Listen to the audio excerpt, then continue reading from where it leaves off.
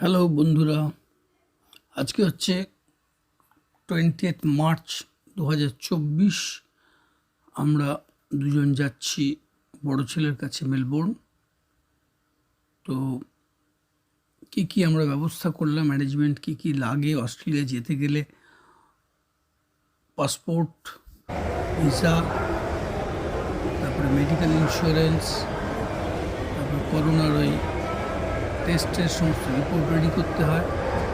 এইসব management ready করে আমাদের ফ্লাইট ছিল রাত্রে, এয়ার এশিয়া ফ্লাইট।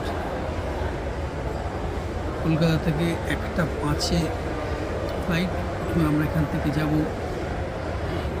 কুয়ালালামপুর, 4 ঘন্টার ডিস্টেন্স। কুয়ালালামপুরে আমরা কিছুক্ষণ প্রায় 5 ঘন্টা মতো টাইম কাটালাম, লাউঞ্জে কাটিয়েছি। তারপরে ওখান থেকে নেক্সট ফ্লাইট হচ্ছে 8 ঘন্টার ডিস্টেন্স। তো লেগ স্পেসটা একটু ভালো থাকায় আমরা অতটা কষ্ট হয়নি, 8 ঘন্টা পৌঁছে গেছি। এটা কুয়ালালামপুর এয়ারপোর্টের ছবি, এটা লাউঞ্জের ভেতরের ছবি, খুব সুন্দর। লাউঞ্জটা অনেক খাবারের ব্যবস্থা ছিল, খুবই টেস্টি খাবার।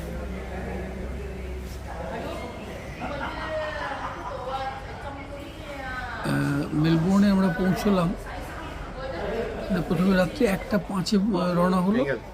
এখানে হুইল চেয়ারের দুজন মালয়েশিয়ার দুজন ছেলে আমাদের নিয়ে যাচ্ছিল, ওদের ছবি তুলে নিয়েছি তোমাদের জন্য। তো মালয়েশিয়া পৌঁছলাম 4 ঘন্টা বাদে। ওখানে 5 আওয়ার্স লে ওভার ছিল।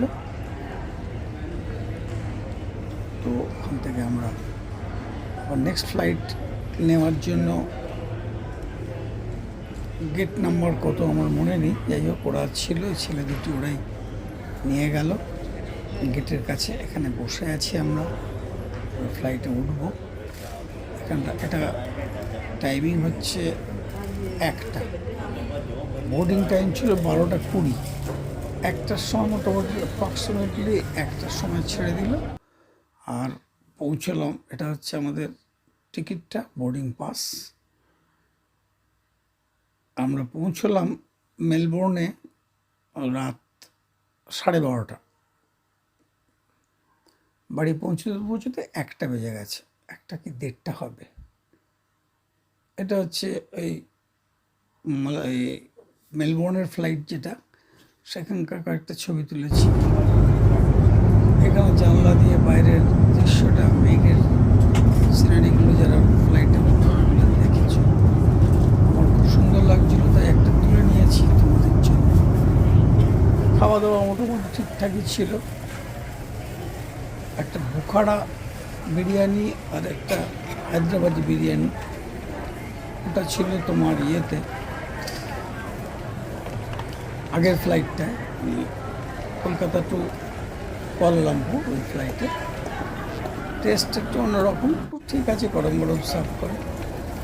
এটা মেলবোর্নে পৌঁছে গেছে, জিত এসছে নিতে। আর নেক্সট ফ্লাইটে আমাদের স্যান্ডউইচ নেওয়া হয়েছিল আর একটা বিরিয়ানি নেওয়া হয়েছিল। ভালোই ছিল, ছবিগুলো তোলা হয়নি। ওই থেকে মেলবোর্নটা তুলবো নাকি?